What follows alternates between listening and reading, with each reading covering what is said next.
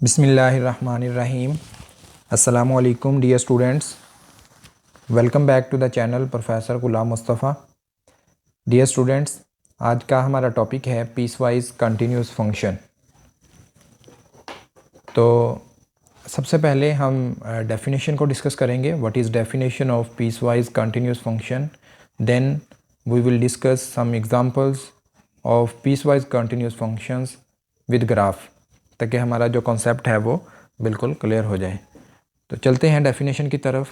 लेकिन डेफिनेशन करने से पहले अगर आपने अभी तक चैनल सब्सक्राइब नहीं किया तो चैनल सब्सक्राइब कर लें, ताकि मज़ीद वीडियोज़ आपको मिलती रहें। Consider a closed interval, consider a closed interval AB with partition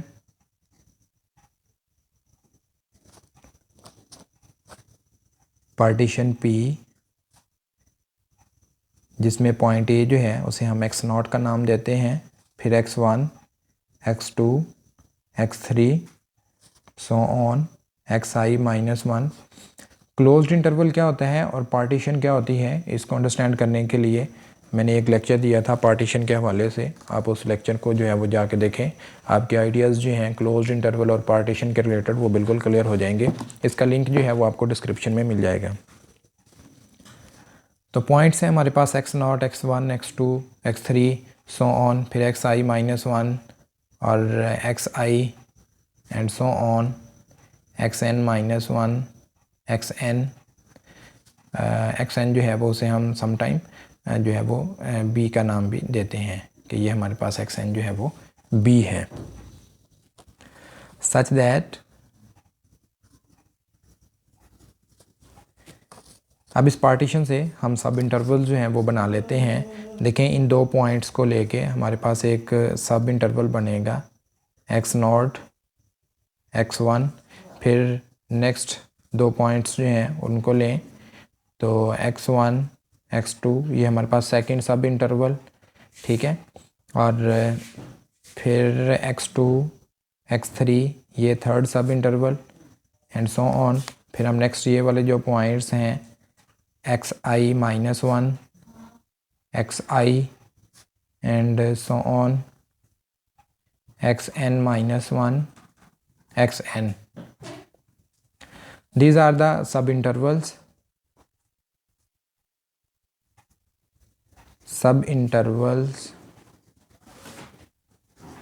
of closed interval AB. Then a real valued function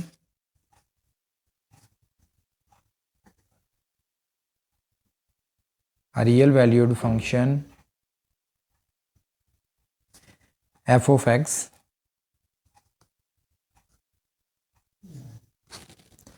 defined on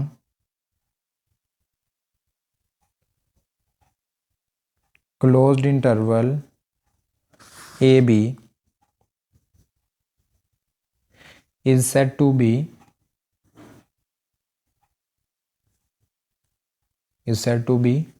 piecewise continuous function, piecewise continuous function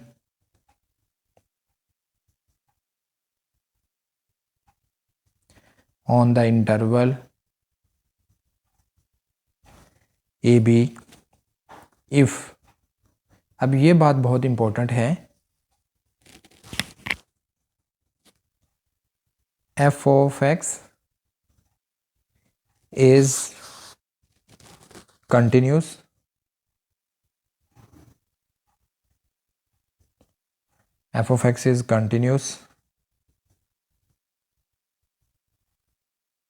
in the interior of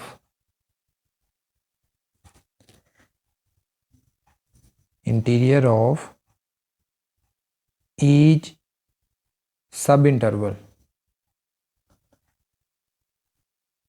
यहाँ पे देखें हमने partition से सब intervals बना लिए थे, तो अब हम कह रहे हैं कि फंक्शन जो है वो पीस वाइज कंटिन्यूस होगा अगर वो हर सब इंटरवल के जो इंटीरियर पॉइंट्स हैं उन पे कंटिन्यूस हैं। Further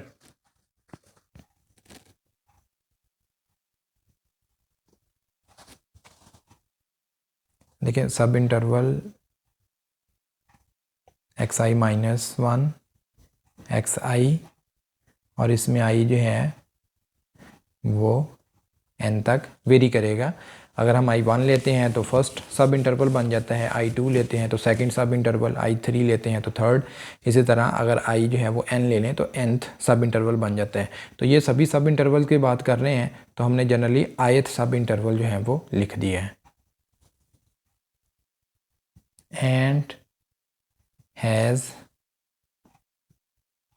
finite one sided limits, यानी हमारे पास जो फंक्शन है वो हर सब इंटरवल के इंटीरियर पॉइंट्स पे कंटिन्यूस होना चाहिए और उसके जो एंड पॉइंट्स हैं उन पे उसकी वन साइडेड लिमिट्स जो हैं वो एग्जिस्ट करनी चाहिए। कौन सी वन साइडेड लिमिट्स हैं? One sided limits, limit x approaches to, यहाँ पे देखें limit x approaches to xi minus 1 f of x, ये हमारे पास जो है वो राइट लिमिट है एट लेफ्ट एंड पॉइंट। मैं यहाँ पे मेंशन कर देता हूँ कि right hand limit right hand limit at left end point, और similarly limit x approaches to xi f of x, ये जो हम ऊपर नेगेटिव डालते हैं इसका मतलब होता है लेफ्ट हैंड लिमिट। तो left hand limit eight right and point, यानी हर इंटरवल जो है उसके इंटीरियर पे फंक्शन कंटिन्यूस होना चाहिए और फर्दर ये कंडीशन है कि उसका जो लेफ़्ट एंड पॉइंट है उस पर राइट हैंड लिमिट एग्जिस्ट करनी चाहिए और जो राइट एंड पॉइंट है उस पर लेफ़्ट हैंड लिमिट जो है वो एग्जिस्ट करनी चाहिए। अगर ये कंडीशन सेटिस्फाइड होती हैं देन हम कहते हैं कि फ़ंक्शन जो है वो पीस वाइज कंटिन्यूस फंक्शन है। अब इसकी जो है वो कुछ एग्जांपल्स भी देखते हैं। अब देखें इसकी एक एग्जांपल करते हैं तो इससे आइडिया बिल्कुल क्लियर हो जाएगा। इसका ग्राफ भी बना के देखेंगे। मैं सबसे पहले जो है वो एक क्लोज्ड इंटरवल कंसीडर कर लेता हूँ। Consider a closed interval 0 to 5, और फिर हमने क्या करना था, इसकी पार्टीशन कर लेते हैं। पार्टीशन P वो हमारे पास है 0 1 2 3 4 5। मैंने इसकी पार्टीशन कर ली और चलें लिख देते हैं इस partition of the interval 0 to 5। फिर इसके सब इंटरवल्स बनाएंगे।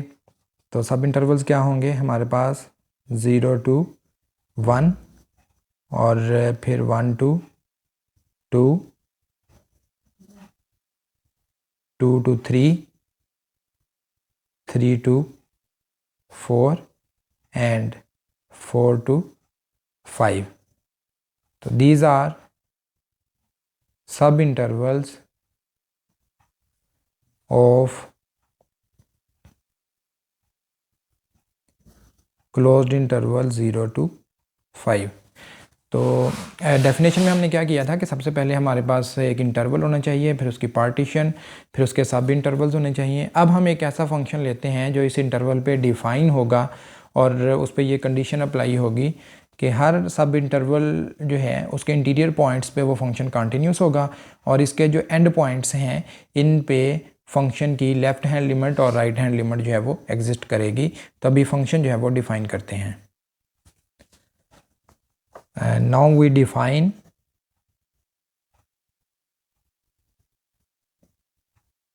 आ फंक्शन।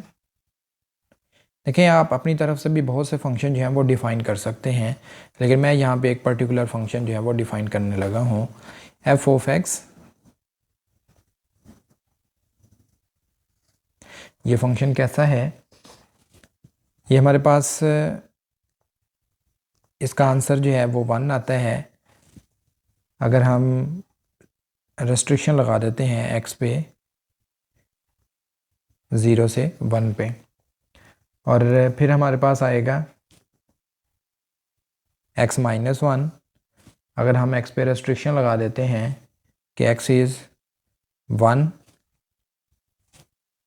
लेस देन और equal to x and x is less than 3, ठीक है। और फिर हम नेक्स्ट जो है वो सॉरी हम यहाँ पे 2 कर देते हैं, और नेक्स्ट हम ले लेते हैं t फ्रॉम 2 लेस देन और सॉरी ये हमारे पास जो है वो x आएगा क्योंकि हम x की फॉर्म में जो है वो डिफ़ाइन कर रहे हैं 2 लेस देन और equal to x, this is less than 3। Next हमारे पास है 4 माइनस x, और x पे रेस्ट्रिक्शन है कि x जो है वो ग्रेटर देन और इक्वल टू 3 लेस देन 4, और नेक्स्ट इंटरवल पे हम डिफ़ाइन करते हैं -1, तो 4 इज़ लेस देन और equal to x and this is less than 5। तो यहाँ पे देखें हमने फंक्शन को लिख दिया है कि कितने सब इंटरवल थे 1 2 3 4 5 सब इंटरवल्स हैं, और उन पे 5 ही फंक्शंस हमने डिफ़ाइन कर दिए हैं कि फ़र्स्ट सब इंटरवल पे फंक्शन जो है वो उसका आंसर 1 आ रहा है, सेकंड सब इंटरवल पे फंक्शन का आंसर जो है वो x माइनस 1 है, थर्ड सब इंटरवल पे फंक्शन का आंसर x है, फोर्थ सब इंटरवल पे 4 माइनस x, और फिफ्थ सब इंटरवल पे आंसर जो है वो -1 है।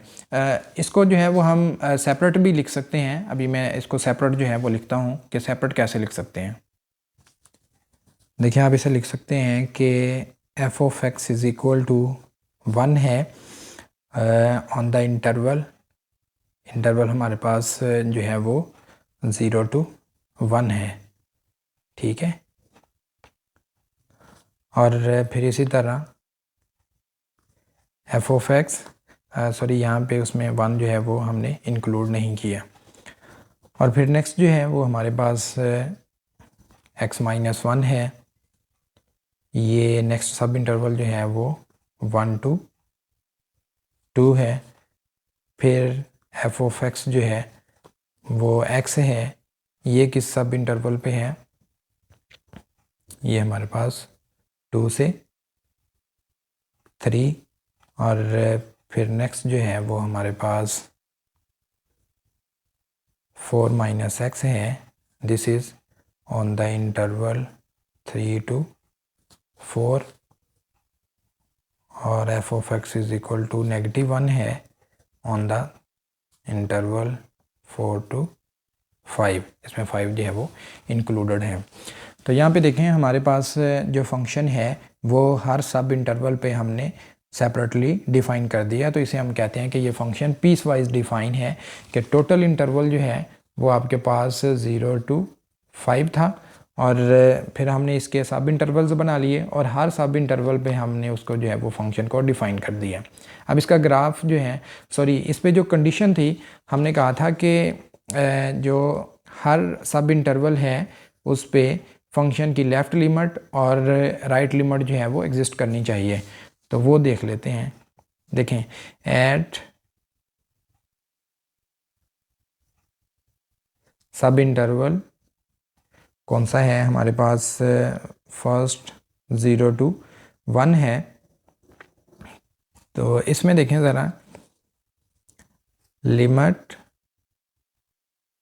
x approaches to 0 left F of X, तो कौन सा फंक्शन यूज़ होगा हमारे पास? Limit x approaches to 0 from left side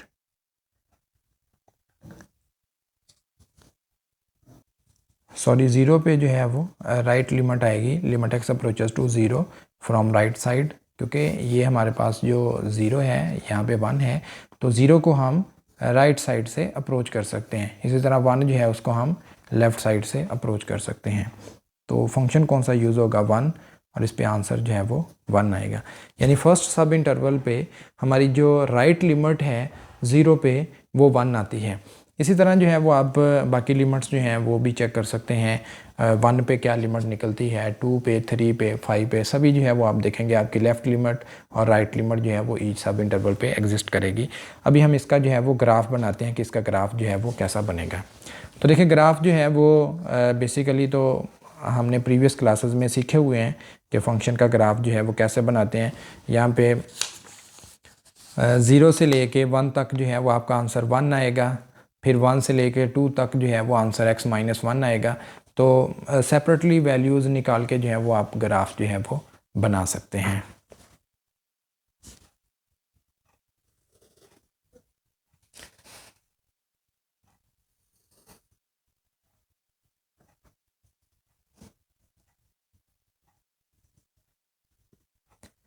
तो ये x एक्सिस और ये हमारे पास जो है वो y एक्सिस, फिर हम इस पर वैल्यूज़ लिख देते हैं 1, 2, 3, 4 एंड 5, और सिमिलरली -1, 2, 3, 4, -5, यहाँ पे 1, 2, 3, 4 एंड 5, और -1, -2, -3, -4 एंड सो ऑन।